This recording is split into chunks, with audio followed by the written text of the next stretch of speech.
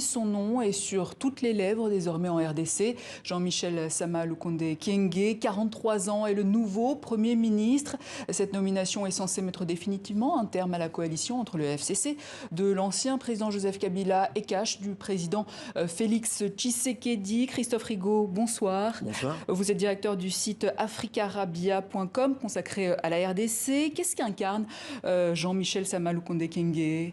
Il incarne d'abord un véritable renouvellement politique. Félix Tshisekedi a fait le pari de la jeunesse, en faisant émerger la génération politique montante. Après, c'est vrai que ça vient clôturer une séquence qui est importante pour Félix Tshisekedi, qui est la reconquête du pouvoir, avec la reprise en main de l'Assemblée nationale, bientôt du Sénat.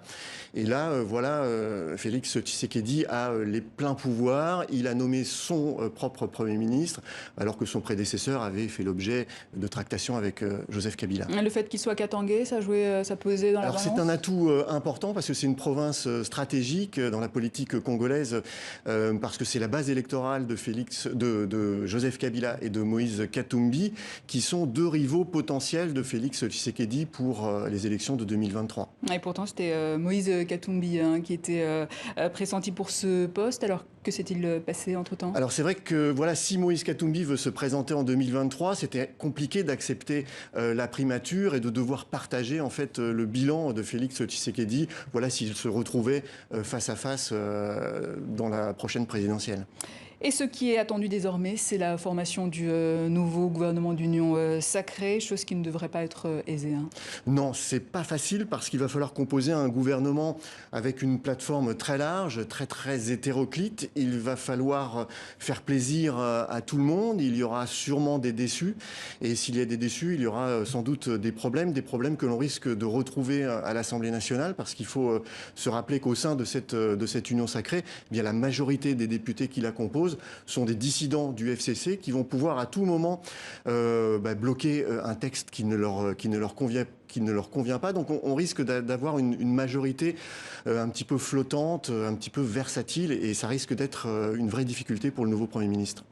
Autre grande difficulté, j'imagine que ce sont les grands défis qui attendent le nouveau Premier ministre. Alors, quels sont-ils? Ils sont énormes. Vous l'avez rappelé, l'insécurité à l'Est, mais il y a une économie qui est complètement atone. Il y a l'épidémie de Covid-19, le retour d'Ebola. Les caisses de l'État sont vides. Donc c'est vrai que c'est un défi très important pour ce Premier ministre qui va devoir défendre le bilan de Félix Tshisekedi à la fin de son mandat. Et c'est ça son principal défi. Et dernier peut-être défi, il va falloir qu'il existe ce nouveau Premier ministre face à un Félix Tshisekedi hyper président qui a les pleins pouvoirs. Donc il va falloir qu'il trouve sa place. C'est un jeune Premier ministre sans expérience. C'est pas un poids lourd de la politique. Donc s'il veut exister, il va falloir qu'il sorte de l'ombre de Félix Tshisekedi. Christophe Rigaud, merci. Je rappelle que vous êtes directeur du site africarabia.com. Merci.